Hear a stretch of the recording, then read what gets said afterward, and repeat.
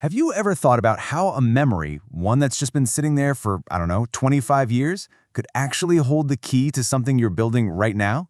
Well, today we're diving into a story that's all about that. A really fascinating journey that connects the past, present, and future in a way you just wouldn't expect.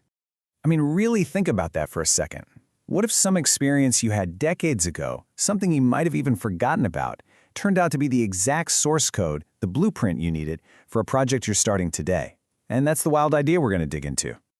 Okay, so where does this story even begin? Well, funnily enough, it doesn't start in the past. It starts with a recent dream, a really vivid one that kicked this whole thing off by giving a brand new purpose to a very, very old memory.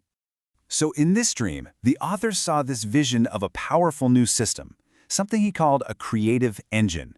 And no, we're not talking about a machine with gears and pistons, but an engine for ideas, for transformation. And the mission of this thing?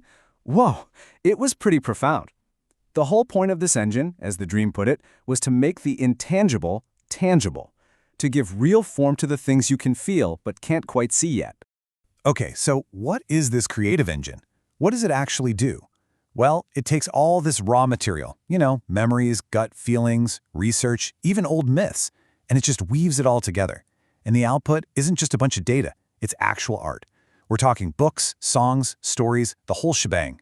And here is where it gets really interesting. The very first thing they used to test it, the fuel for this brand new engine, was a memory that had been gathering dust for 25 years, a personal journey into something called a mystery school.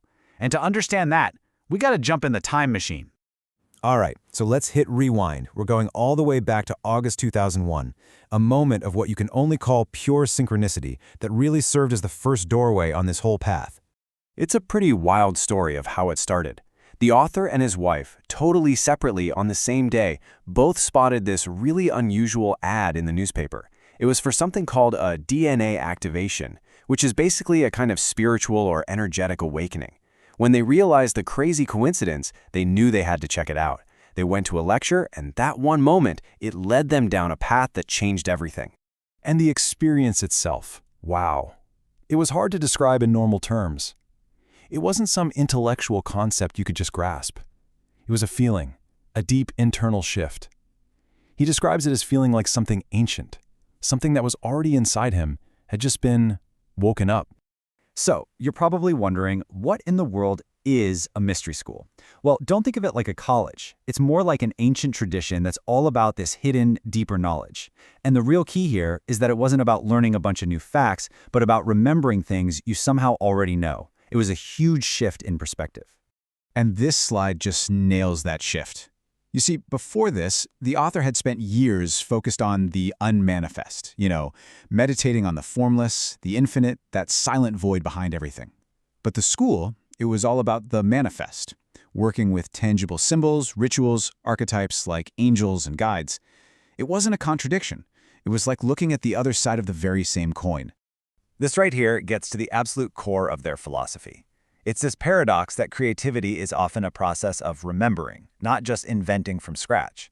It suggests that you're not just an empty vessel being filled with new information. Instead, you're being given the keys to unlock wisdom that's already in there, just forgotten. I love this idea. It suggests that the most profound truths, the most sacred wisdom, it's not locked away in some secret vault that only a few people can access.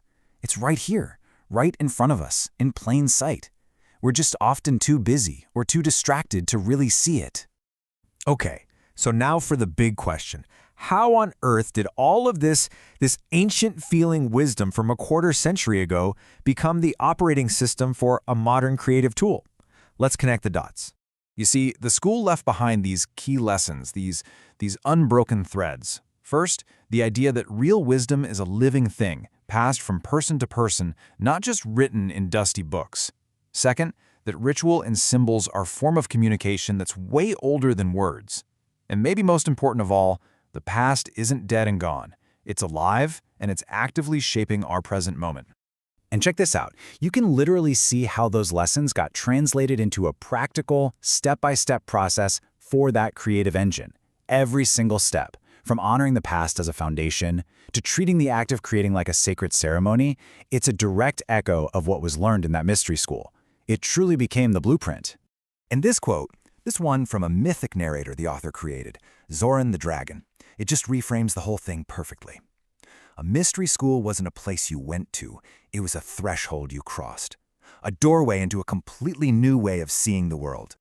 So, that brings us to the final piece of the puzzle. We start to see that this wasn't just about one doorway. It was actually the first in a whole series of them, with each one leading you deeper and deeper into the same core mystery. You can kind of map out the whole journey like this. Doorway number 1, the original experience, all those years ago.